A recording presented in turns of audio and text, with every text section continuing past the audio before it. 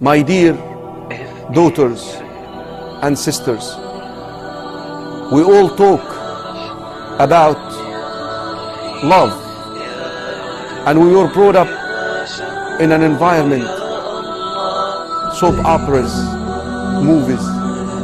They always talk to you about a love story between a man and a woman. And normally the story would end like they married one another and then they lived happily ever after. My sisters, my daughters, that is not the case. They never show you what happens after marriage. Marriage is a test.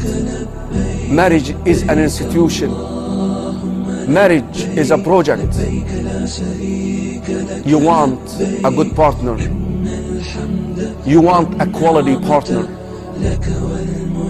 And that quality partner is a righteous man. There is no harm in marrying a rich, handsome, prestigious, good family man. But these are not the criteria. My sisters in Islam, they always share with us beautiful love stories between Romeo and Juliet, Cleopatra and Antonio, and others. So many names in different cultures. But you want to know the best love story I ever read, I ever learned? The best love story in the whole world was between a man and a woman. The woman was 15 years older than him. I'm talking about Khadija and Muhammad sallallahu alayhi wasallam. Aisha radiallahu anha, brothers and sisters in Islam, she made that statement and she said, I have never been jealous from the living wives of the Prophet sallallahu alayhi wasallam more than I'm jealous of Khadija. Khadija is dead. Khadija is not alive. And when the Prophet sallallahu alayhi wasallam would mention her, I can tell how much excited he is about her. Khadija used to have a sister, her name is Hala. And when the Prophet ﷺ would hear the voice of Hala outside, he would say, Allahumma Hala, this is Hala, get me Hala. And when the Prophet ﷺ would slaughter a sheep, he would make sure that he tells his wives, make sure that you give some of that sheep to the friends of Khadija.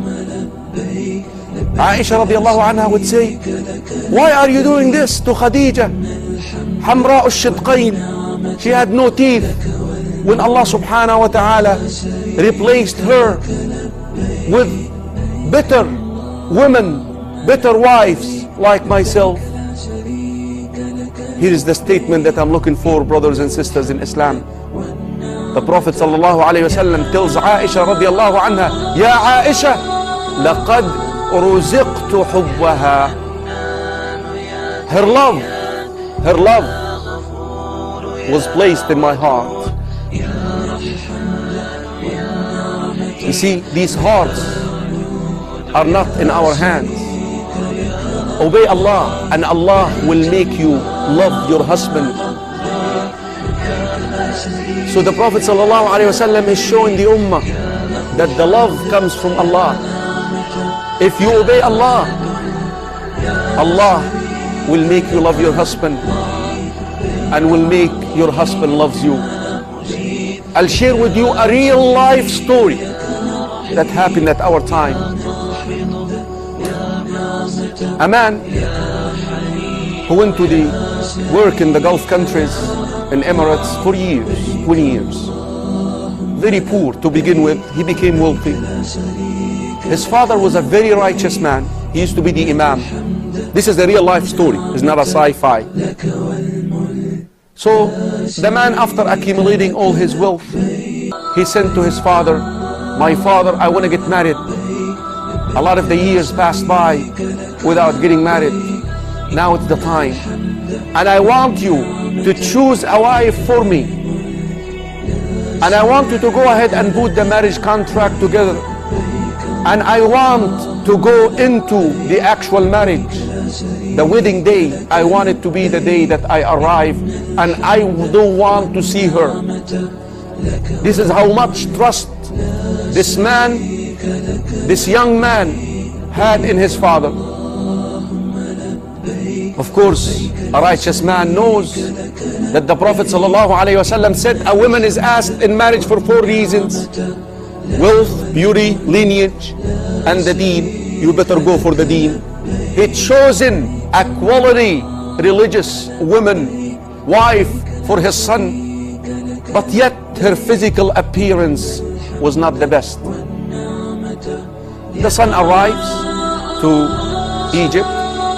At the airport, he's picked up and he is taken to his wife, who was wearing a veil, and then basically he got into the room with her alone. As soon as she unveiled herself, he became shocked. He became shocked. This is the wife that my father chose for me.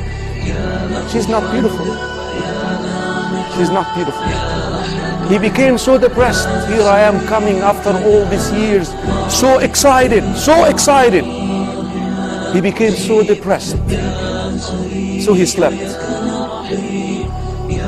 Towards the last third of the night, the wife, who understood the reaction of the husband, she tried to wake him up.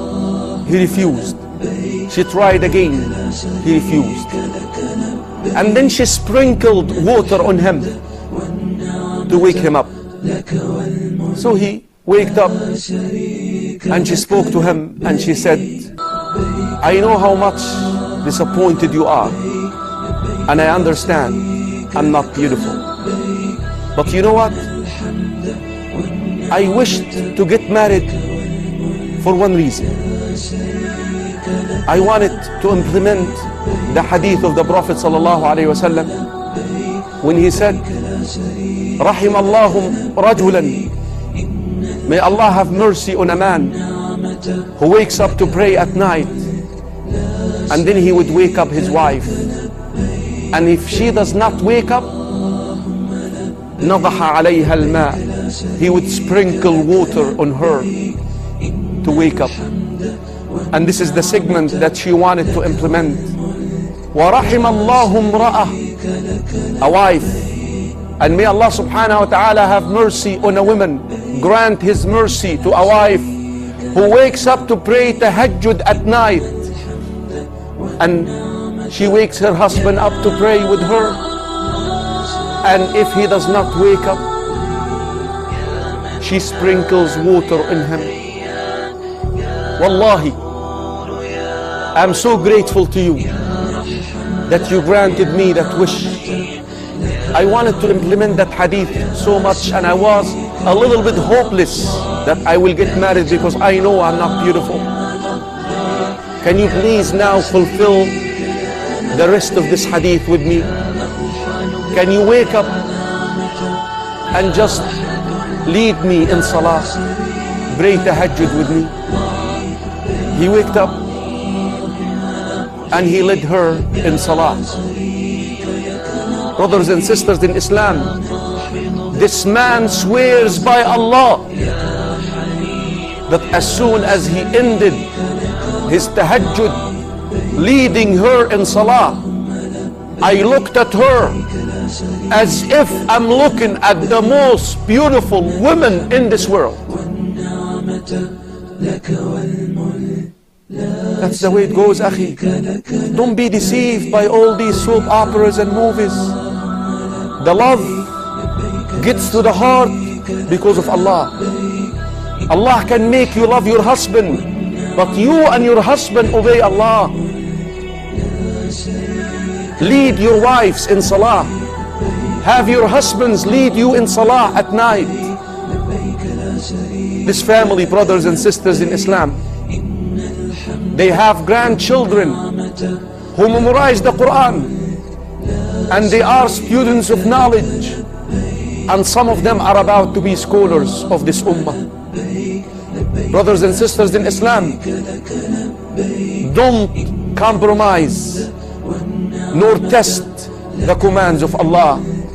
If you want to live happily, like they say in the movie Ever After, marriage is a tough institution, enough that shaitan every day places the crown on the head of a shaitan who separates a husband and wife. You need a good partner for the mission.